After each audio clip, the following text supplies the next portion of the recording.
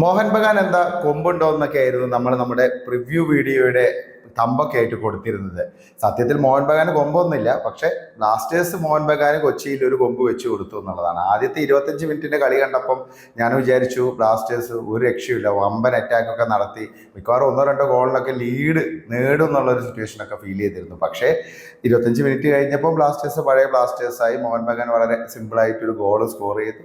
സ്വതസിദ്ധമായി ഉണ്ടാവുന്ന സംഭവങ്ങളൊക്കെ തന്നെ, ഡിഫൻസിലെ മിസ്റ്റേക്ക്, ഗോളിക്ക് പൊസിഷനിങ് ഇല്ല, പിന്നെ അത് കൂടാതെ ഗോളിക്ക് ആകെ ആശയക്കുഴപ്പം, അങ്ങനെയൊക്കെ സംഭവിച്ചു. അവർ മെക്ലാരൻ ഗോൾ നേടി. മെക്ലാരനെ ഒന്ന് മാർക്ക് ചെയ്യാൻ പോലും ആരില്ലാത്ത സിറ്റുവേഷനാണ്. രണ്ടാമത്തെ ഗോളാണെങ്കിൽ എന്താണ് സംഭവിച്ചതെന്ന് സച്ചിനും അറിയില്ല, പിന്നെ അതുകൂടാതെ സെൻട്രൽ ഡിഫൻഡേഴ്സിനും അറിയില്ല. ഇതൊക്കെയാണ് ബ്ലാസ്റ്റേഴ്സിന്റെ സിറ്റുവേഷൻ. ഈ ഒരു സീസണിൽ ബ്ലാസ്റ്റേഴ്സ് ഇങ്ങനെയൊക്കെയാണല്ലോ മറ്റ് ടീമുകൾക്ക് വളരെ മികച്ച രീതിയിൽ അവസരങ്ങൾ കൊടുക്കുക. ഈ മോഹൻ ബഗാൻ എന്ന് പറയുന്ന ടീം തന്നെ അവർ ഏത് മൊമെന്റിലും തിരിച്ചു വരും. അവർക്ക് കിട്ടുന്ന ചാൻസ് അവർ യൂട്ടിലൈസ് ചെയ്യും. ഇപ്പം ആദ്യത്തെ 25 മിനിറ്റോളം അവർക്ക് കാര്യമായിട്ട് ഒന്നും ചെയ്യാൻ പറ്റിയില്ല. തുടരെ ബ്ലാസ്റ്റേഴ്സ് ഇങ്ങനെ അറ്റാക്ക് ചെയ്തുകൊണ്ടിരിക്കുന്നു. പക്ഷെ അവരുടെ ആ ഒരു അവസരത്തിനായി കാത്തിരുന്നു. കിട്ടിയ അവസരം അവർ മുതലാക്കി. ലോങ് ബോളുകളും കൗണ്ടർ അറ്റാക്കുകളൊക്കെ വഴി ഗോളുകൾ കണ്ടെത്തി. അങ്ങനെ അവർ 3-0 ആധികാരിക വിജയം തന്നെ നേടിയിരിക്കുന്നു. ഇപ്പോൾ മത്സരത്തിലെ സ്റ്റാറ്റ്സ് ഒക്കെ നോക്കുകയാണെങ്കിൽ 67% പൊസഷൻ ബ്ലാസ്റ്റേഴ്സിനൊപ്പമായിരുന്നു. അതുകൂടാതെ പാസിംഗ് എക്യുറസി ബ്ലാസ്റ്റേഴ്സിനൊപ്പമായിരുന്നു. കൂടുതൽ ഷോട്ടുകൾ ബ്ലാസ്റ്റേഴ്സാണ് അടിച്ചത്. പക്ഷെ എന്തുണ്ടായി? ഒന്നും ഉണ്ടായില്ല. 14 ഷോട്ടുകളിൽ നിന്ന് വെറും 2 ഓൺ ടാർഗറ്റ് ഷോട്ടുകളാണ് ബ്ലാസ്റ്റേഴ്സിന്റെ ഭാഗത്തു നിന്ന് ഉണ്ടായിരുന്നത്. പക്ഷെ മോഹൻ ബഗാൻ ആണെങ്കിൽ 13 ഷോട്ടുകളിൽ നിന്ന് 4 ഓൺ ടാർഗറ്റ് ഷോട്ടുകൾ ഉണ്ടായിരുന്നു. അതിൽ 3 പേർക്ക് ഗോൾ നേടാൻ സാധിച്ചു. ആ ഒരു എക്യുറസി, ഫൈനൽ തേർഡിലെ എക്യുറസി, കിട്ടുന്ന ചാൻസസ് കൺവേർട്ട് ചെയ്ത് യൂട്ടിലൈസ് ചെയ്യാൻ പറ്റുന്ന ആ ഒരു മികവ്, അതൊക്കെ തന്നെയാണ് മോഹൻ ബഗാൻ എന്ന് പറയുന്ന ടീമിനെ മാറ്റി നിർത്തുന്നത്. അപ്പം ബ്ലാസ്റ്റേഴ്സിനെ സംബന്ധിച്ച് സ്ഥിരമായിട്ടുള്ള പ്രശ്നങ്ങളൊക്കെ തന്നെ സംഭവിച്ചു എന്നുള്ളതാണ്. പിന്നെ ഇത്രയൊക്കെ ചാൻസസ് കിട്ടിയിട്ടും, പ്രത്യേകിച്ച് ഫസ്റ്റ് ഹാഫിൽ തുടക്കത്തിൽ കിട്ടിയ ചാൻസസ്, ഇതൊക്കെ കാണുമ്പോൾ വേറെ ഏത് ടീമാണെങ്കിലും ഇതിൽ പകുതിയെങ്കിലും കൺവേർട്ട് ചെയ്യും. പക്ഷെ ഇതൊന്നും നടന്നില്ല എന്നുള്ളതാണ് ഒരു വസ്തുത. സ്വന്തം കാണികൾക്ക് മുന്നിൽ പോലും ഈ ചാൻസസ് യൂട്ടിലൈസ് ചെയ്യാൻ പറ്റുന്നില്ല, ഗോളുകൾ നേടാൻ പറ്റുന്നില്ല എന്ന് പറഞ്ഞാൽ പിന്നെ ഒന്നും പറയാനില്ല. എന്തായാലും ഈ സീസൺ ഏതാണ്ട് ഇനിയിപ്പോൾ അവസാനിച്ചു എന്ന് പറയാം.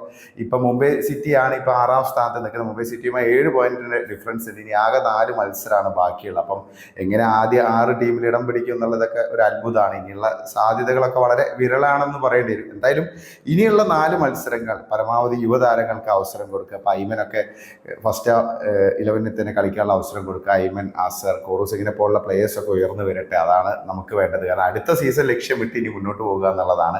അല്ലാതെ ഇനി ഒരു സീസണിൽ ഈ സീസണിൽ ഇനിയിപ്പോൾ എന്താ അത്ഭുതങ്ങൾ സംഭവിക്കാനാണ്? ഇനി FC ഗോവയ്ക്കെതിരെ അവേ മത്സരം നടക്കാൻ പോകണം.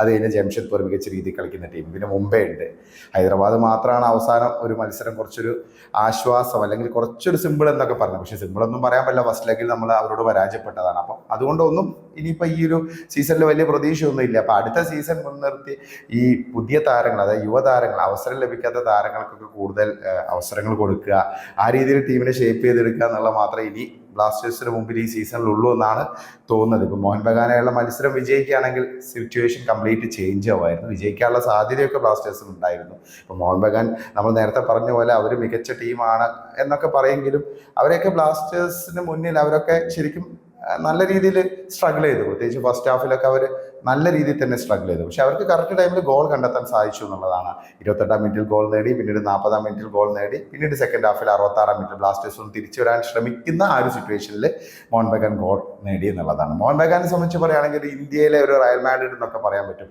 കാരണം ഒരിക്കലും എഴുതി തള്ളാൻ പറ്റില്ല. ഒരു നിമിഷം മതി അവർക്ക് തിരിച്ചു വരാൻ. ബ്ലാസ്റ്റേഴ്സിനാണ് ഒരു നിമിഷം മതി കളി കൈവിടാൻ, അവർക്ക് ഒരു നിമിഷം മതി തിരിച്ചു വരാൻ. അതാണ് ആ ഒരു കമ്പാരിസൺ എന്നൊക്കെ നമുക്ക് പറയാൻ പറ്റുന്നത്. അപ്പം ഇനിയിപ്പോൾ കൂടുതലിപ്പം ഒന്നും പറയാനില്ല. ഇനിയിപ്പം അടുത്ത മത്സരങ്ങളൊക്കെ പരമാവധി യുവതാരങ്ങൾക്ക് അവസരം കൊടുത്താൽ നന്നായിരിക്കും. ഇനിയെങ്കിലും സച്ചിൻ സുരേഷിനെ ഒന്ന് മാറ്റി, ആ പുതിയ ഗോൾ കീപ്പർ വന്നിട്ടുണ്ട്, അല്ലെങ്കിൽ ആർ ശർമ്മ, ഇവർക്ക് ആർക്കെങ്കിലുമൊക്കെ ഒരു അവസരം കൊടുക്കുക. കാരണം എന്തായാലും മിസ്റ്റേക്കുകൾ സംഭവിക്കുന്നുണ്ട്. സച്ചിന് കറക്റ്റായിട്ട് പൊസിഷനിങ് ഇല്ല. അതുകൂടാതെ ഡിസ്റ്റൻ കൊളാസൊക്കെ ബോക്സിനുള്ളിലേക്ക് കയറുമ്പോൾ സച്ചിൻ്റെ മുട്ട് വിറയ്ക്കുകയാണ്. എന്ത് ചെയ്യണം എന്നുള്ളൊരു കൺഫ്യൂഷനാണ്. ഡിസ്റ്റൻ കൊളാസൊക്കെ ഫ്രീ ആയിട്ട് കളിക്കുകയായിരുന്നു. ലെഫ്റ്റ് വിങ്ങിലൊക്കെ വളരെ ഫ്രീ ആയിട്ട് space Blasters നൽകിയായിരുന്നു. Hormi palm, Sandeep, Milos, Danish, ഇവരൊക്കെ ഇനി അടുത്ത സീസണിൽ നമുക്കൊപ്പം ഉണ്ടാവരുതെന്നാണ് പ്രാർത്ഥന. കാരണം ഇവരൊക്കെ പരമാവധി ഈ സീസണോട് കൂടി തന്നെ ഒഴിവാക്കി പുതിയ കുറച്ച് ക്വാളിറ്റി ആയുള്ള താരങ്ങളെ കൊണ്ടുവന്നാൽ അടുത്ത സീസണിലെങ്കിലും എന്തെങ്കിലുമൊക്കെ ഒരു പ്രതീക്ഷ നമുക്ക് വെക്കാൻ പറ്റുമെന്നാണ് തോന്നുന്നത്. എന്തായാലും ഇത്രയേ പറയാനുള്ളൂ. നിങ്ങൾക്ക് എന്താണ് പറയാനുള്ളത്? നിങ്ങളുടെ അഭിപ്രായങ്ങൾ കമൻ്റായി രേഖപ്പെടുത്തുക.